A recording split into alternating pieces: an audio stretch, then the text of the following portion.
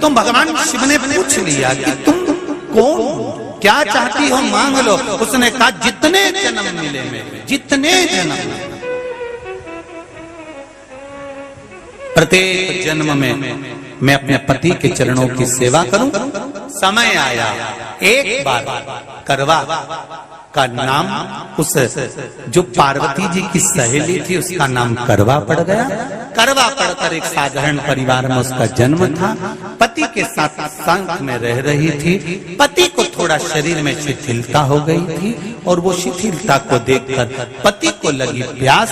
जब प्यास लगी तो पानी पीने के लिए पति सरोवर के पास गया। जरा ध्यान देना इस कथा। पति गया सरोवर के पास में। कई लोग करवा चौथ की बहुत हंसी उड़ाते हैं, माताओं की बड़ी हंसी उड़ाते हैं। उनसे निवेदन है मेरा, हमारे सनातन धर्म के जितने व्रत हैं, हमारे सनातन धर्म के इस भारत की भूमि से जितने नियम धर्म जितने निकले हैं, जितने व्रत निकले हैं, साधना निकली है, ये साधारण नहीं है। इसलिए बार बार कहते हैं चंदन है इस देश की माटी, तपोभूमि हर ग्राम है, हर बाला देवी की प्रतिमा, बच्चा बच्चा राम है। कोई साधारण नहीं है, कोई अब पार्वती जी की वो सहेली का नाम जन्म लेते लेते लेते लेते एक बार करवा पड़ गया। पति थोड़ा सा शिथिल था, शरीर में थोड़ा रोग हो गया था। पानी पीने के लिए सरोवर पर गया। सरोवर में जैसे पानी पीने के लिए गया, एक मगर ने उस पति का पांव पकड़ लिया।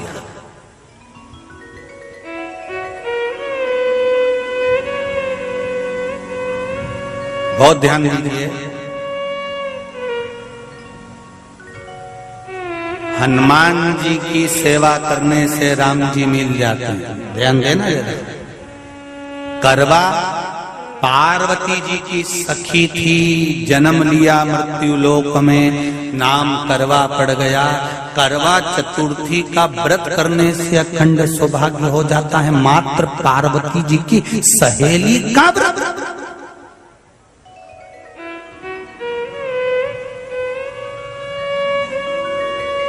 विचार करिए कितना कितना भाव।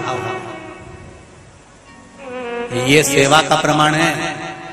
भारत की भूमि पर जितने राम के मंदिर नहीं, उससे 1000 गुना ज्यादा हनुमान जी के मंदिर हैं। किसी ने पूछा हनुमान जी के मंदिर इतने क्यों हैं, तो कहा गया राम जी की सेवा हनुमान जी ने इतनी करी कि भारत की भूमि पर सेवा पूजा गई। इसलिए हनुमान के मंदिर ढेर बने हुए, ढेर।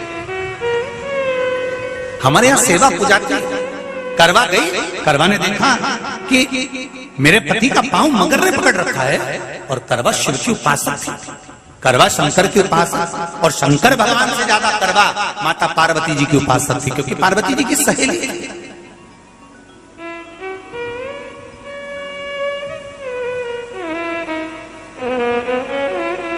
पति का पांव खींच कर मगर पानी में लेकर जा रहा था।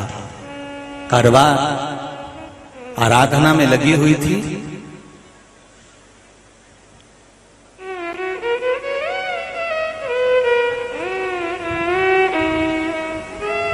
केवल करवा ने मिट्टी का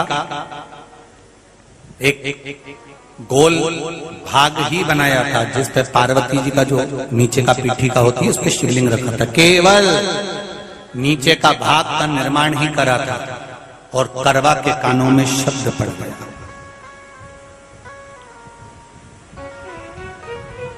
करवा के कानों में शब्द पड़ गया, पति के चीखने की आवाज आई। करवा दौड़ पड़ी।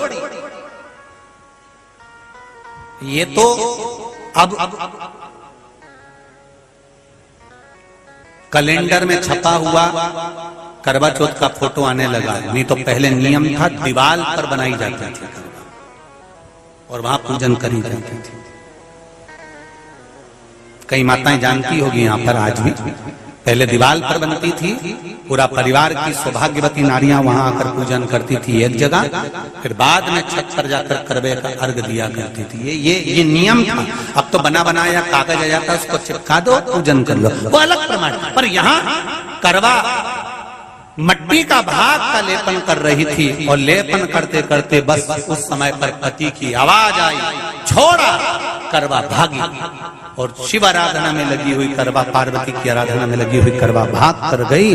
पति को देखा तो मगर खींच कर ले जा रहा था। करवा ने अपना चीर फाड़ कर मगर की पूंछ को पकड़ कर खींचा, और कितना सात्विकता में बल होगा, जरा विचार करना कि मगर को खींच कर वृक्ष के नीचे ले गई, और वृक्ष के नीचे नहीं जा पाई तो वहीं पर घाट के ऊपर घास लगी हुई थी। इसलिए आज भी करवा चौथ के व्रत में आपने देखा होगा कुछ सलाखें, कुछ घास आपको मिल जाती है। उससे एक घास से, मात्र एक घास, एक घास से उसने उस मगर को बांध दिया। मगर हिल नहीं पाया। यम के दूत आ गए इसके पति को मौत के ग्रास ले जाने के लिए। यम के दूत। करवा ने पूछा तुम कौन हो, कैसे आना हुआ? यमदूत कहते हैं तुम्हारे पति का आज अंतिम दिन है, अंतिम समय, अंतिम पल है, ये मरेगा। करवा कहती अगर मारना है तो इस मगर को मारो जिसने मेरे पति का पांव पकड़ रखा है। प्राण छोड़ना है तो इस मगर के छोड़िए, मेरे पति के तो प्राण आप ले जा नहीं सकते। करवा हम अपने नियम को नहीं बदल सकते। तेरे पति की अंतिम सांसें हैं, वो मरेगा। मगर को अभी नहीं मरना है, मगर अभी कम से कम 9 महीना और जीवित रहेगा। इसका हमारे पास लेख है। करवा कहती है ऐसा हो। यमदूत खड़े हैं, ले जाने दे नहीं रही। क्रोध आ गया करवा को, हाथ में जल उठाया। अगर एक यमदूत भी मेरे पति को उठाकर ले जाता है तो मैं शिव भक्त माता पार्वती जी की भक्त करवा आपको श्राप दे दूंगी। सब दौड़ पड़े, यमराज के पास चले गए। यमराज ने पूछा तुम दौड़ कर आए हो, क्या हुआ? यमराज पूछते हैं, दूत कहते हैं वो करवा अपने पति को नहीं लाने दे रही। यमराज वहां कर खड़ा हो जाता है। करवा को समझाया, करवा तेरे पति के प्राण जा चुके हैं, तेरा पति अब मरने वाला है, अंतिम क्षण इसको ले जाने दे, इसका आज आखिरी दिन है। मगर को ले जा पर मेरे पति को नहीं। मान नहीं पाया। यमराज जब क्रोध पर अड़ गया तब करवा को क्रोध आया, और क्रोध में आकर जल लेकर करवा ने श्राप देना चाहा यमराज को। यमराज चरणों में पड़ गया, रेन दे करवा, मैं तुझे वर देता हूँ, आज चतुर्थी का दिन है, तेरे पति को मैं जीवन दान देता हूँ। आज के दिन जो तेरे नाम से व्रत धारण करेगा उसका खंड सौभाग्य स्वयं यमराज करेगा। स्वयं ये वो करवा चौथ का व्रत है। दुनिया के लोग भले हमारे सनातन धर्म पर उंगली उठाएं, दुनिया के लोग भले हंसें कि बताओ करवा चौथ का व्रत होता है, पति की पूजन करते हैं, कोई कोई बोलता है, कोई कोई बोलता है, पर सनातन धर्म की ये पहल, हमारे सनातन धर्म का ये आनंद सुख देने वाला।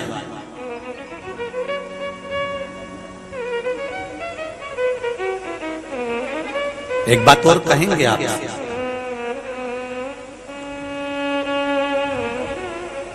ये भारत की भूमि, ये मेरे हिंदुस्तान की भूमि सभ्यता और संस्कृति की देने वाली है।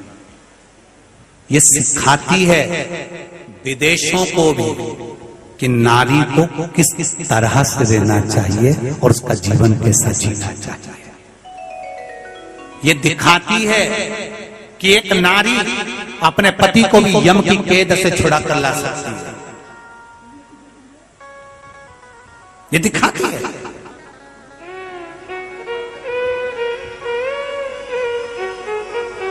करवा का पति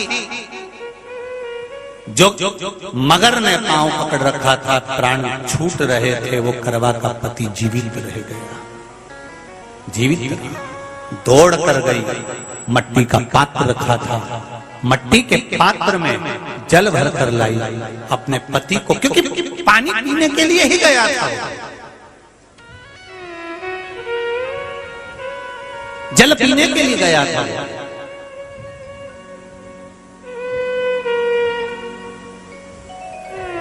मट्टी के पात्र में जल भरकर जब करवा लेकर आती है, और करवा जब मट्टी के पात्र में जल भरकर लेकर आई, अपने पति को पानी पिलाने लगी। पति उठा, उठकर उसने कहा, इस जल की जरूरत तेरे को है करवा, क्योंकि तूने शिव आराधना के लिए, पार्वती की आराधना के लिए मुख में कोई जल नहीं रखा।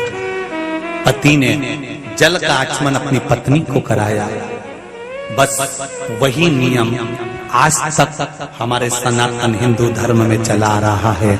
करवा चौथ का पति पत्नी को आचमन करा। एक करवा चौथ की कथा का विस्तार, कई लोग कहते हैं कथा कहां से आई, तो आप बता सकते हो इस कथा को। आज की क्लिप को काट कर जनमानस तक भेज सकते हो कि ये कथा का विस्तार आप अपने जीवन में सुनिए। उसके बाद फिर भगवान कृष्ण ने द्रौपदी को इस कथा का वर्णन कराया। फिर एक कथा भगवान कृष्ण ने सुनाई, एक सेठ का प्रसंग। उसके 7 पुत्र थे, एक पुत्री थी। भाइयों की बहन, उसको खाना खिलाना था। भूख के भाई साथ में खाना खाते थे। एक अग्नि का ज्वाला दिखाकर चलनी में से बहन को भोजन करा देना, पति का नष्ट हो जाना, फिर